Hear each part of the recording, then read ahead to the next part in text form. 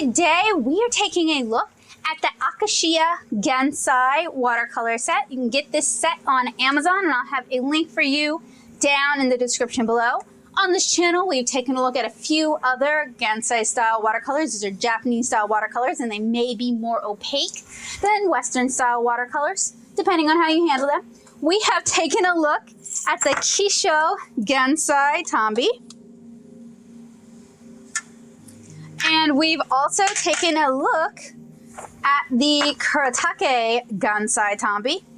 And we have also looked at the Mozart Komorebi, which I think handle a lot like Gansai style watercolors. So Gansai style watercolors typically use a different type of binder. I believe it's called Nikiwa, and it's like an animal hide. It's almost like a glue. It's a little thicker. I think in some of my other videos I've described it as handling a bit like glycerin. And in general, it's intended for thicker painting. However, on the right paper, you can use them for Western style watercolors. So today we are doing an unboxing swatch of the Akashiya watercolors, and aren't they beautiful? And we're also going to compare them to the Akashiya watercolors and the popular Akashiya Gansai Tambi. And we've also, now that I remember, we have also taken a look at the Akashiya Starry colors and the Boko Undo Sumie colors. So we've looked at quite a few different Gansai brands here on this channel. We also looked at the Holbein Shin Gansai watercolor, which are opaque watercolors. So I'm going to link all of those for those of you who are really curious about the Japanese watercolor rabbit hole. It's quite fascinating, but today our big focus is on the Akashiya Gansai watercolors. So this is the 24 color set. We have here a color chart with the color names. I could translate them for you guys. We can always use old Google Translate and do what we did with, wanted to see. So they are coordinated. There is a label on them.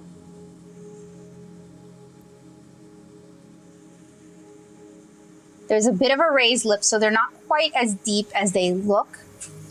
And the square format's actually pretty neat. They are not secured inside the box, so if you're going to use these for travel, they may shift in transit. You can very easily solve this by putting some double stick tape on the other side. For today's review, I am going to do a color swatch on top of this. I'm also going to do a color swatch on watercolor paper. And we're going to do our swatching today on Fluid 100 watercolor paper. This is cotton rag watercolor paper. So I paid $25.61 for these on Amazon, and I have a link for these below. And I am by far not the first to have reviewed these watercolors, which, you know, woe to me, I guess. So recently I found a new way for swatching that I really like. Now, normally I would use a pigment-based brush pen to do my opacity lines, but I've found that I can actually use alcohol-based markers, and these are a lot better because there's no chance of them causing a resist where there shouldn't be a resist. And it also gives you a good gauge of how the colors glaze over, theoretically, over one another. So we are going to be using these for today's review. Now we have 24 colors, 8 sets, right? 1, 2, 3, 4, 5, 6. 6 sets of 4, my mistake. So they will probably not all fit on this, and I certainly cannot do my big review on this, so I may have to dig around and see if I can find a 9x12 piece of fluid, or ideally 2 blocks. So this is what I've decided to do. For my initial swatching that I'm going to include inside of this, I'm going to use the Fluid 100 block. However, for my big comparison swatches, I'm going to use this nice Canson Moulin de Roy watercolor paper. This is also 100% cotton, and I would say it's comparable to Arches. So we should be able to get a nice, good idea of how these paints handle in comparison with the Akashiya and in comparison with the Akashiya. So I am going to grab a nice clean cup of water and a couple of brushes, and I think for this I actually want to use Sumi brushes. I think that will be the best fit. So I'm going to get those and come right back. So one of the reasons these Gansai sets have such large pans is so you can fit traditional sumi brushes in them, or Chinese watercolor brushes, whichever you're using. So we're gonna do our chart first, and then we're gonna do our Western chart. And I have a video on how the Kuretake Gansai Tambis handle as Western style watercolors that you guys can check out as well. But I definitely plan on doing a Western style field test with these also.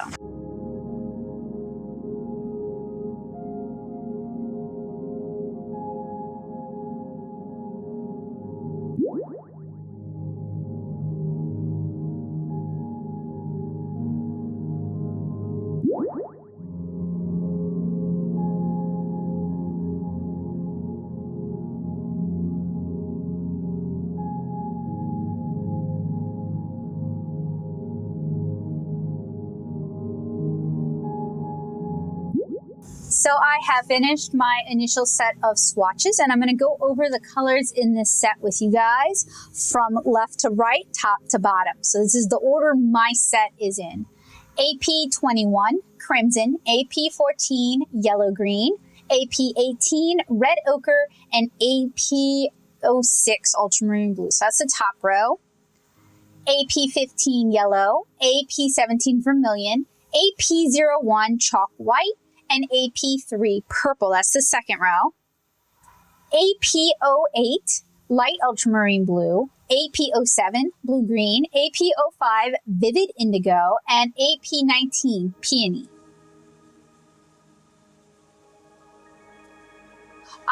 No, I apologize. My mistake. This row, AP2 black, AP16 yellow ochre, AP10 green rust, AP04 indigo.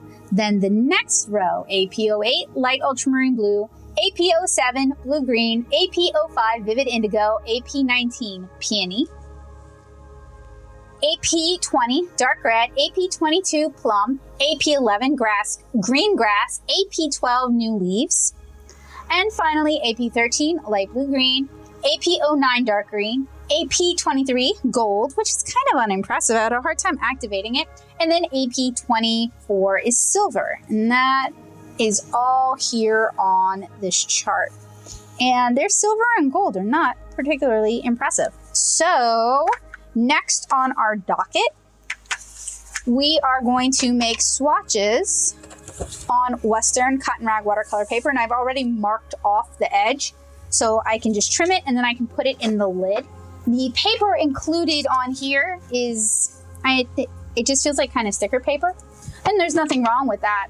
It did a fine job swatching, but I feel like using watercolor paper of any sort, even origami paper would be a good choice, or washi paper would be a good choice, just so you get a more accurate reflection of the watercolors themselves. And I'm gonna swatch in the same order, same as this color chart.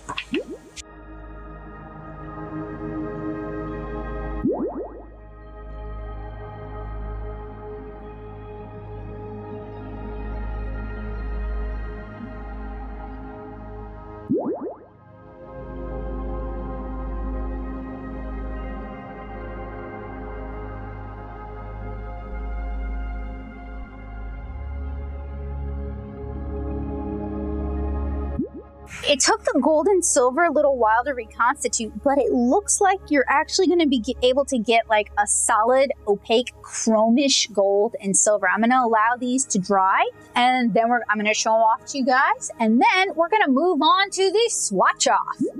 All right, my friends, these are almost dry. I will go over them with you guys again once they are dry. I think that is one of the best metallic gold watercolors I've seen, which is sad because I just finished my big metallic watercolor showdown. It would have been really nice to know that then. So I'm going to get my work area all cleaned up. I'm going to get myself all prepped for the showdown, and then we're going to throw down with some Gansai watercolor. So we're going to begin our Gansai Showdown Throwdown with the Akashiya Gansai. And as you can see, I have drawn lines for the 3 types of Gansai we're going to be taking a look at today. And I'm just gonna basically swatch the whole thing. So this is gonna get repetitive quick.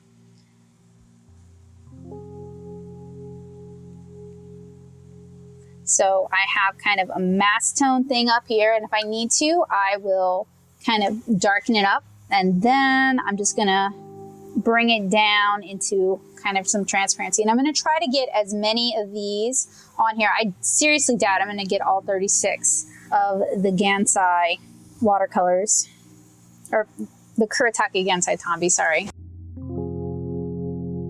But I should be able to get all the Kisho that I own. I don't have a set of the Kisho. I just picked some up open stock when I was in Japan.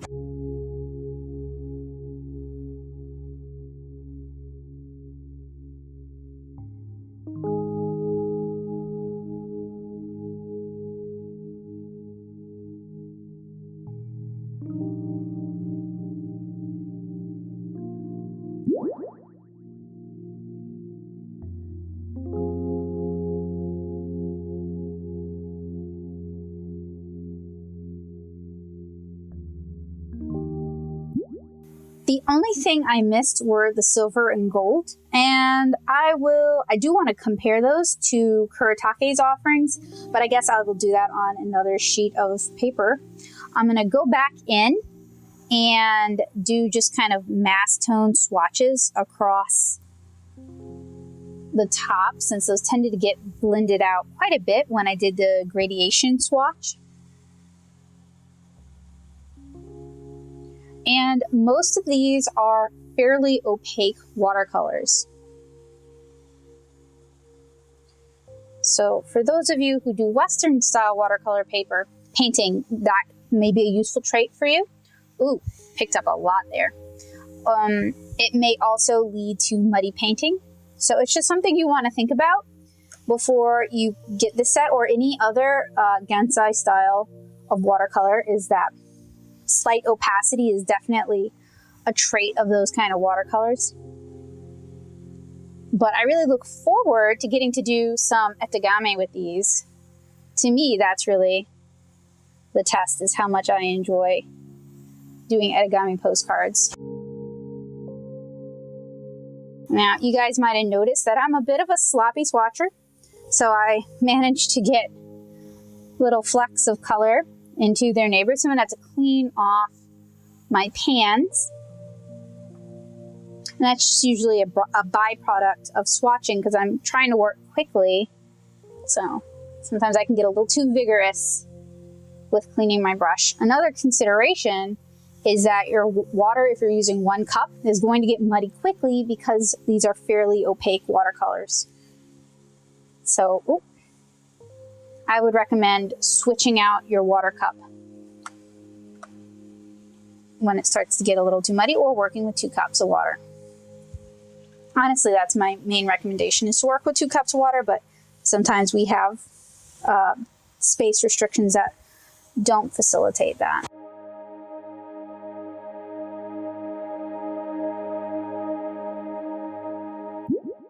That concludes the swatches for the Akashiya Gansai set, with the exception of the gold and silver.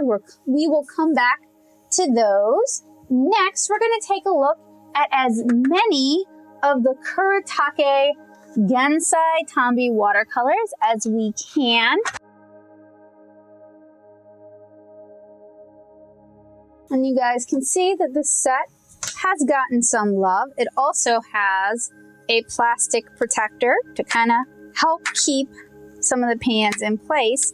But like the Akashiya set, the pans are not secured down. I do believe, no, I didn't tape these down. I taped down the 24 color set that I am sending to a friend. Now, as I said, this is the 36 color set. So we have quite a bit more selection, as well as a warm gold, a cool gold, and then a white pearl. I think that's labeled as silver. I'm going to try to get through as many of these as I can. 22 is probably about as many as I can do. And rather than trying to do 1 to 1, I'm just going to swatch them in order. And I apologize if that's frustrating for anyone. Ideally, I would go dig up the 24 color set. And I'm going to swatch them in the same method.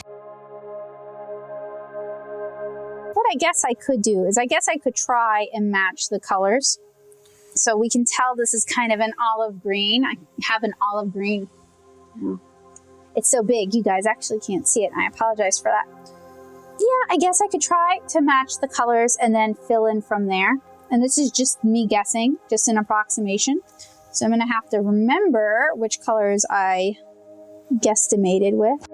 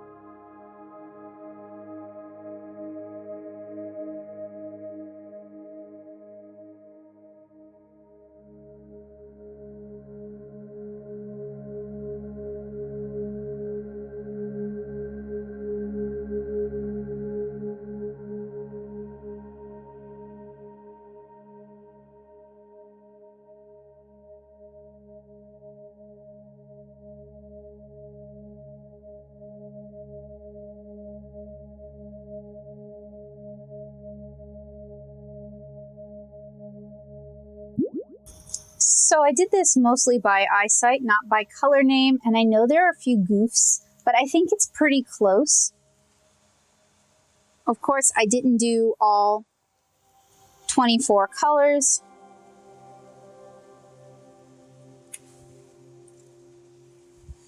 And I'm just going to go back through and kind of, oh, these two are so close. And on the swatch on here, they're so close, and they're both marked. So I'm gonna have to guess. But I mean, that's what I'm gonna basically be doing with all of this, is guessing. It's just a best guess kind of swatch.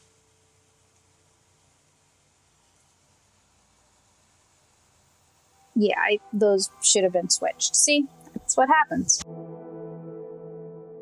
And if I haven't sent off, I hope I sent off the 24 set, but if I haven't sent off the 24 set, then in a follow-up video, I'm just gonna go ahead and do like a one-to-one swatch with that in a separate video so that you guys can maybe get a better idea. I should have numbered these. I thought my memory would be better. It's okay, I'll remove the tags for the ones I've done, and at least we'll have that.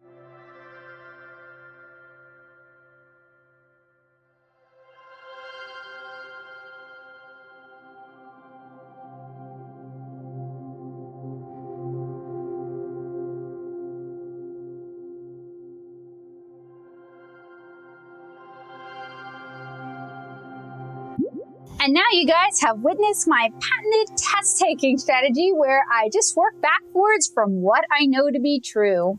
All right, so I'm gonna go ahead and get started with our final swatch on this sheet of paper, the Akashiya Gansai. And finally, we're taking a look at a home-assembled set of open stock Akashiya Gansai. And when I picked these in Japan, I pretty much just picked colors I thought were really pretty or seemed different from what I already own. So while I am going to try to match them up, it's not going to be one-to-one, and it's not intended to be one-to-one. And this cast shadow you see comes from me propping my color map up. I do apologize for that, and I will remove it before we're completely finished.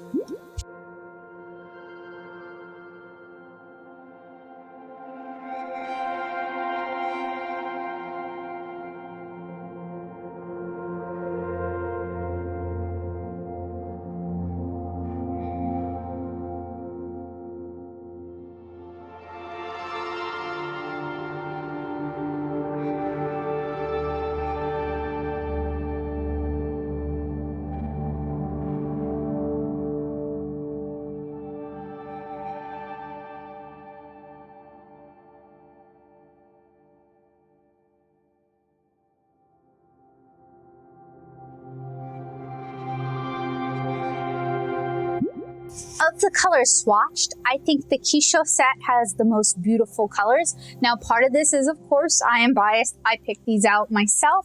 I picked colors I happen to like. But I think in terms of color vibrancy, the Kisho set has some of the most beautiful, pure, vibrant colors. The Opera Rose is just really gorgeous. The Ultramarine is more of an ultramarine than the other two brands. The sort of coral red is can be really intense. The purple is more of a blue purple than the other two brands. And then the Warbler Green, which I'm not sure if those are in the other sets, but the Warbler Green does this really pretty thing where it separates out into like a blue and a green, and it's just beautiful. So, you know, my personal preference is still the Kisho set. That said, you may have difficulty finding that set in the US, and you certainly can't find that set open stock in the US. So I'm going to let this dry, and we're going to do a quick swatch off with the golds and the silvers from Kuretake and from Akashiya. I don't have any golds or silvers in the Kisho set. All right, since I have a little bit of paper left over from my map, I'll just go ahead and use that since it's cotton rag watercolor paper. And I went ahead and I grabbed the Kuretakes and the Akashiyas, and I'm just going to go ahead and dab some water in. I also have the Starry Colors set, so if anyone is just dying to see how they all compare, you can let me know in the comments below. And give this just a moment to sink in, and I'll zoom in so you guys can really see. On that note, I might need to do this on a larger piece of paper. We'll see though. We'll get through this and then we'll test it out. Now I wonder where my Copics have wandered off to, because I would love to use them for an opacity test. I just have to grab a fresh one.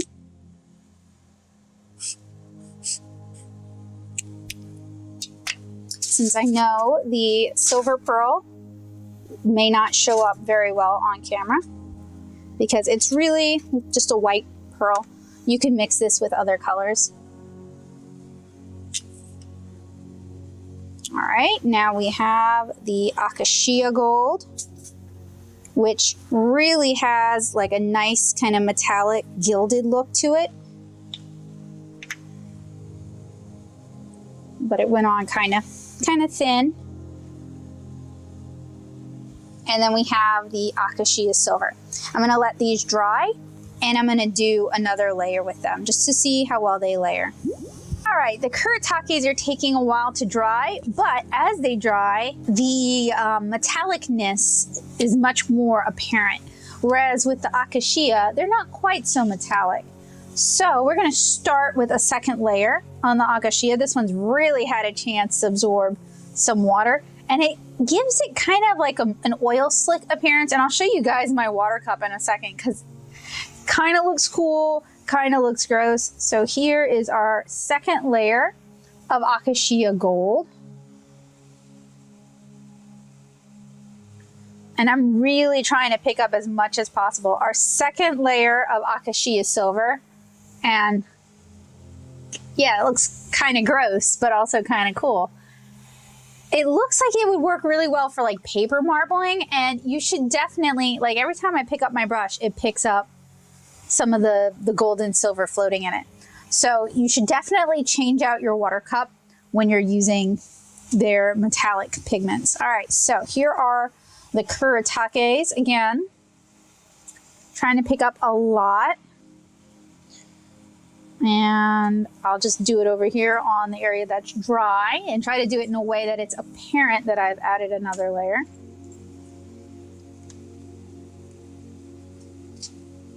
And I did indeed find my Kuretake 24-piece set. So what I'm going to do with that is I'm going to do a head-to-head comparison with those two sets. I'm not going to include the Kisho set because that was a hand-assembled set. So we're going to compare in another video what's included in the Akashiya Gansai set and the Kuretake Gansai set. So if you're curious which of the two to get, that is the video for you. Again, we're gonna let these dry and see if that second layer made any difference at all. While I wait for those to dry, I have 3 pans, one from each of the brands. We have the Akashiya Gansai, we have the Akashiya, and then we have the Kisho. The Kisho and the Kuretake are pretty similar. The Kisho might just be a slight smidge bigger and possibly a little bit fuller, but otherwise there's really not much difference. The Akashiya, it looks deeper than it actually is. You lose about 1.5 millimeters underneath, so the bottom doesn't go all the way down. And I would flip this over, but it will pour liquid watercolor all over my hands. Whereas with the Kuretake and the Akashiya, there's a little bit of a lip, but really not much at all. And I actually have proof of what I paid for the Kisho open stock. I think they were all 190 yen, so about $1.90 at Tokyo Hans. So that was for the open stock ones. Next, we're gonna compare apples to apples, and we're gonna talk the price of the 24-piece Kuretake set and the 24-piece Akashiya set. I lied. There is a listing for a 24-piece Kisho set, so we're gonna talk all 3. And we're going by prices on Amazon and prices on JetPen. So we're gonna start with Amazon. So the 24 color Akashiya set is $25.61 with free shipping. The 24 color Gansai Tambi set by Kuretake is $25.30, so it's a difference in cents. And then the 24 set by Kisho is $27.86, so they're all comparably priced. I do think I prefer the Kisho colors, although I would have to try a larger set to know for sure.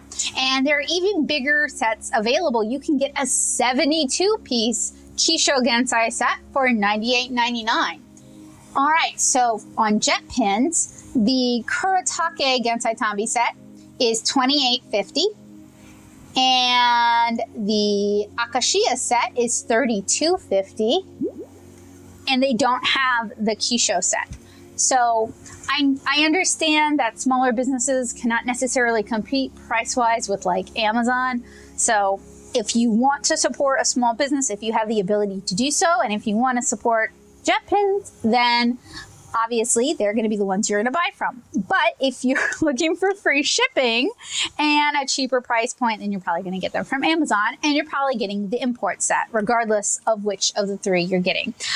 I think the Akashiya set and the Kisho would be import regardless, but I know they have Western packaging also for the Kuretake Gansai Tambi. So I am still waiting on these watercolors to dry. Other than adding another layer of opacity though, it doesn't really seem to do a whole lot.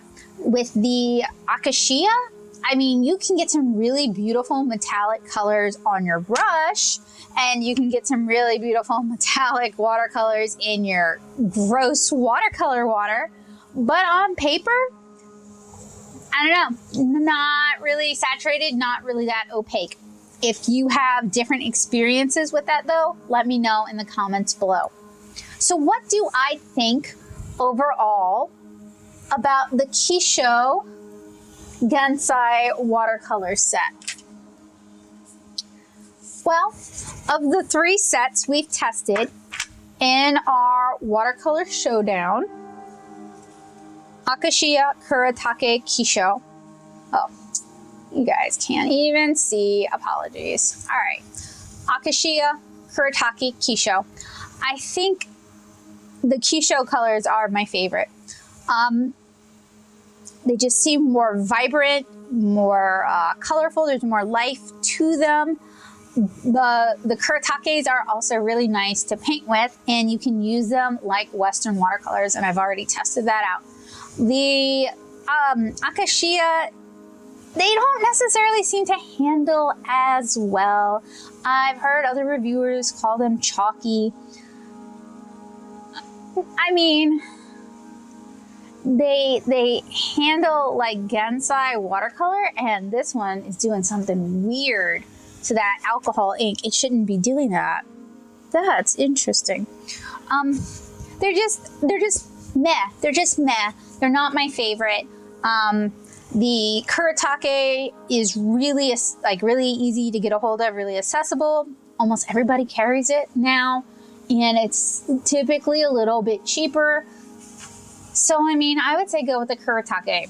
And if you want to get the big Mama Jama, the 72-piece set, you want to spend about $100 for Japanese Gansai style watercolor, you get the Kisho set by all means. I'm sure all of the colors are beautiful. And I would love to test the 24-piece set. I think I have enough duplicates though that it's not really worth it. I might take note of the colors in the 24-piece set, and the next time I go to Japan, just try to augment that, or if I see them open stock, try to augment that rather than getting a whole other set. So I hope you guys found this helpful, useful, and informative. Again, the Kisho watercolor, I don't know what I'm even doing. The Akashiya Japanese Gansai watercolors are $25.61 on Amazon. The colors included are AP21 Crimson, AP14 Yellow Green, AP18 Red Ochre, AP06 Ultramarine Blue, AP15 Yellow, AP17 Vermillion, AP01 Chalk White, AP03 Purple, AP02 Black, AP16 Yellow Ochre, AP10 Green Rust, AP04 Indigo, AP08 Light Ultramarine Blue, AP07 Blue Green, AP05 Vivid Indigo, AP19 Peony, AP20 Dark Red, AP22 Plum, AP11 Green Grass, AP12 New Leaves, AP13 Light Blue Green, AP09 Dark Green, AP23 Gold, and AP24 Silver. So I will see you guys again, hopefully really soon, with another wonderful watercolor video. If you're looking for more fantastic watercolor resources and tutorials, and at least 2 of them have fully dried, and the gold and silver from Akashiya do seem to layer a little bit, so you can build up opacity. The Kuretake dry a lot more opaque than you would expect. The silvery color, what is it, like white pearl, something like that, is, I'm sorry, white gold or silver.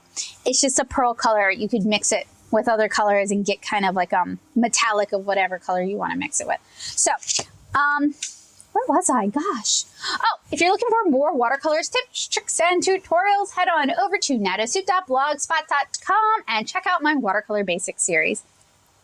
Thank you guys so much for watching. I'll see you guys again really soon. Bye, guys.